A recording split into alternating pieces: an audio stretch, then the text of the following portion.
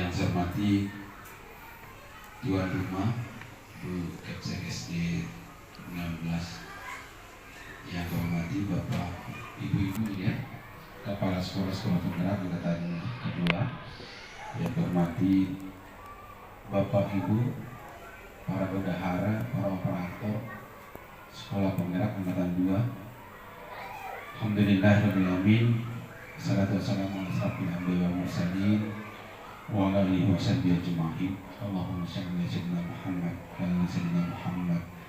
Bersyukur atas rahmat dan ridhonya Allah masih memberikan kasih sayangnya pada kita semua sehingga dapat bersilaturahim, sebuah kenikmatan yang tiada hingga tiada batas.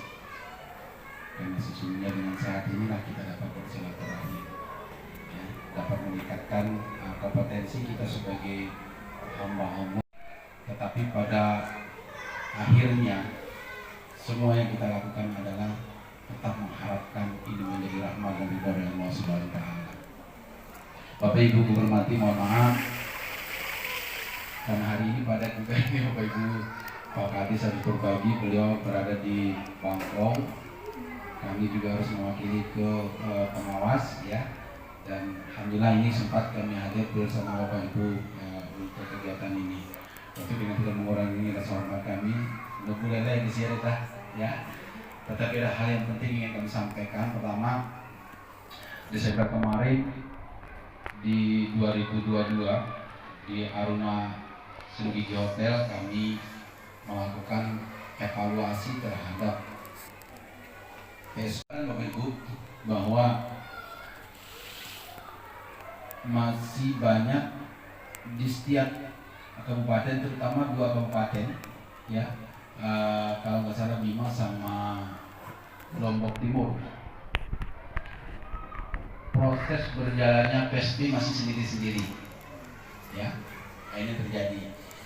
PMO ada, kabupaten ada, tetapi kegiatan berjalan apa adanya.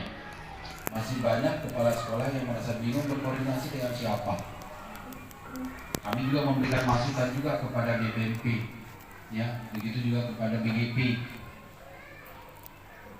Ketika kita tidak tahu sejauh mana capaiannya, apa yang diimbaskan, praktek baik yang mana yang sudah dilakukan oleh PSP, sehingga baru kita beranikan dia berani mengimbaskan. Kan harus ada standar, saya bilang itu. Jadi teman-teman BMP belum bisa menjawab.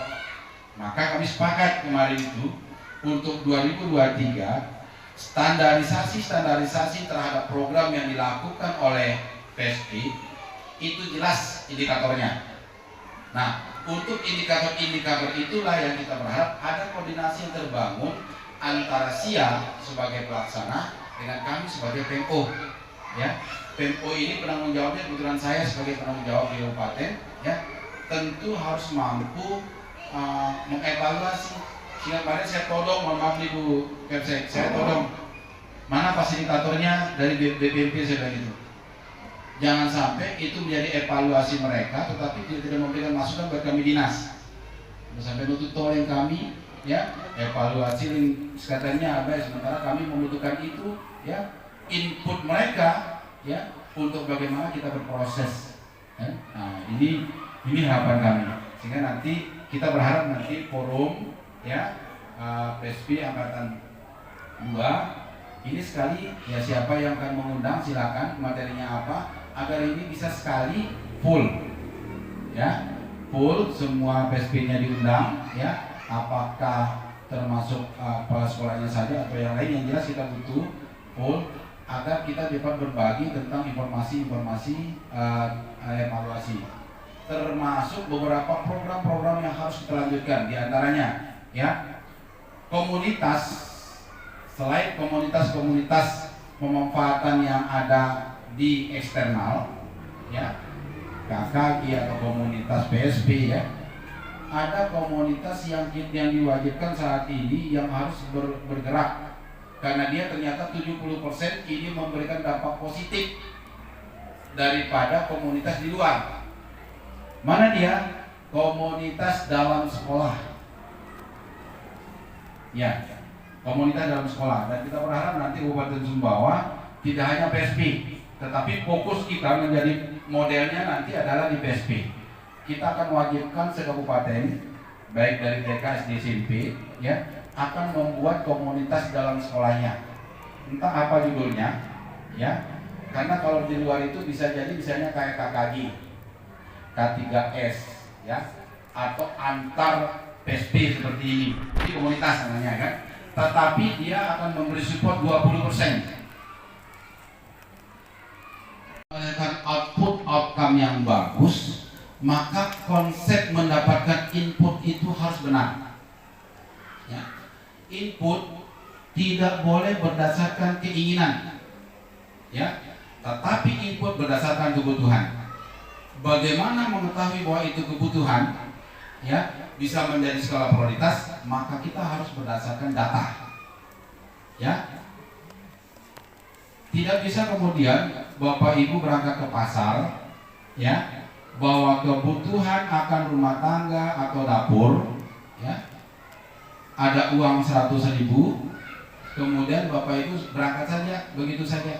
Coba perhatikan bagaimana manajemen yang menggunakan data dan tidak, ya. Coba si halo ko Ahmad satu si bela cabai kurang cabai si bawang 100.000, ya. Apa terjadi? Lo bukan dapat bang cabai kan gue bang, ya. Karena apa? Semua yang ada pemikiran kita ketemu dia menjadi bagus, menjadi indah, seolah-olah butuh, padahal di list kita dia tidak masuk karena uang itu tidak pas, ya. Sehingga dan waya tulis gue uang lu bukan pas waktu, ya, karena manajemennya tidak pas, ya. Begitu juga dengan RKAS. Bagaimana kita bisa menjawab persoalan, ya, sementara anggaran tidak mengarah kepada persoalan yang dimaksud. Contoh, data untuk mengetahui kebutuhan belanja kita, dapur kita, adalah bersumber dari data perencanaan berbasis data tadi, ya, PBD-nya. PBD isinya kalau sekarang itu yang terkait dengan pengembangan anak-anak, baik literasi, numerasi maupun karakter, ya.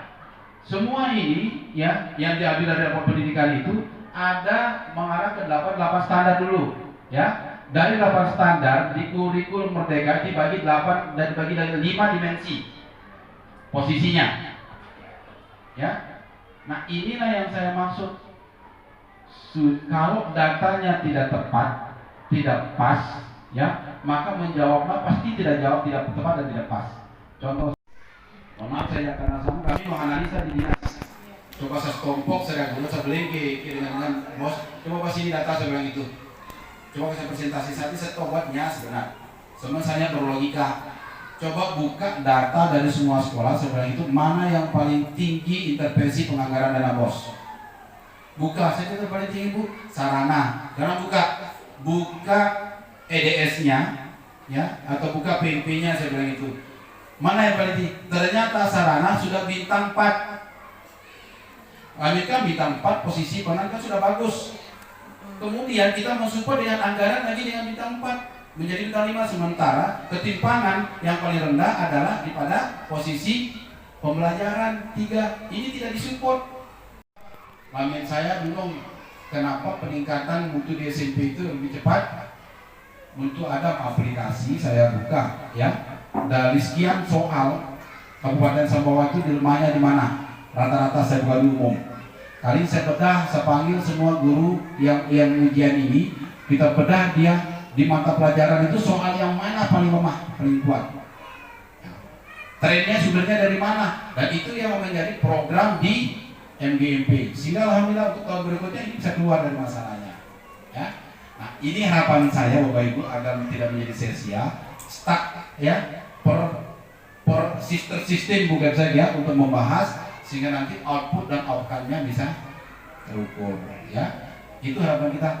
Intinya kalau ternyata RKAS ini sudah dianggarkan kemudian tidak terjadi perubahan pada sasaran, maka perlu dievaluasi terhadap program yang dilaksanakan dalam RKS ini, maka dia pasti bermasalah. Ya, tetapi apabila dia mampu menyelesaikan, menjawab masalahnya di output, ya, maka program ini sudah bagus. Tinggal ditingkatkan. Seperti kami jadinya seperti ini sekarang. Kami harus mampu menjawab SPM kabupaten. Strategi kami adalah menganalisa dulu, ya, SPM mana yang rendah, kemudian penyebabnya apa. Baru kami dengan support dengan penganggaran. Nah, tahu strategi Bapak Ibu ya. Jadi man mau kena gaya lamanan, ya. Oleh kepala sekolah kita sudah man kena link. Ya, tidak ada lagi kalimat link, tidak ada lagi kalimat begini. Nah, ini datanya, ini masalahnya, ini persoalan kita. Yang kita harus tuntaskan adalah ini. Maka apa kegiatannya? Jawablah dengan RKS. Itu strategi Bapak Ibu ya. Hanya ini kita dapat saya berbagi, ya. Mudah-mudahan kegiatan ini menjadi efektif, ya, sederhana, ya. Kemudian usahakan sesuatu itu tidak terlalu berbelandet, tetapi memberikan solusi, ya. Kemudian berbagi seperti ini Bapak Ibu adalah berbagi atas dasar kebersamaan. Kalau ada yang ilmunya lebih bukan karena kemampuannya lebih, ya, atau menjadi dia lebih tinggi, tidak. Tetapi kita berharap ada nilai kebersamaan di antara kita, ya. Ini bukan persoalan siapa yang terbaik, ya, tetapi siapa yang memberikan kebaikan. Ini yang kita ingat bersama-sama.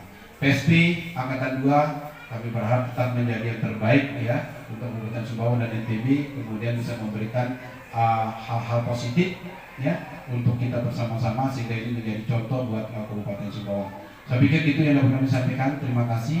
Dengan memohon rahmat dan ridha dari Allah Subhanahu wa taala, kegiatan workshop RKAS, ya, penyusunan RKAS pada hari ini Kamis 12 Januari 2023. Mari kita buka dengan bersama-sama melafazkan basmalah. Bismillahirrahmanirrahim. Assalamualaikum warahmatullahi wabarakatuh. Pemanfaatan platform Merdeka Mengajar untuk peningkatan kapasitas guru dan kepala sekolah terkait materi numerasi. Mungkin ada yang sama dengan SD Negeri 13 numerasinya. Ya. Ya. Termasuk SD 16 juga saya lihat kemarin rapor pendidikannya itu di numerasi. Kalau literasi sudah di atas kompetensi minimum SD 16. Nah, di sini ada benahi 1. Disinilah nanti kita akan melihat apa saja yang bisa kita anggarkan, kita masukkan ke dalam Arkas dari benahi ini. Peningkatan platform, pemanfaatan platform Merdeka Mengajar untuk peningkatan kapasitas guru dan kepala sekolah terkait materi literasi dan numerasi. Itu di kegiatan Arkas.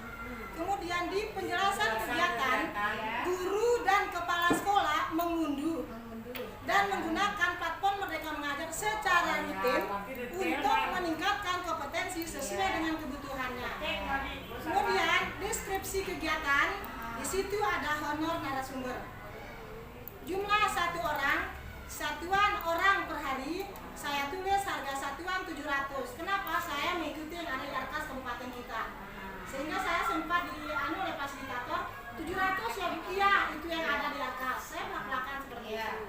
Kemudian meliputi apa saja 700 ya, itu Kak? itu transport narasumber. Oh, yang ada di Arkas kita 700. Memang paling Memang rendah 700 kali.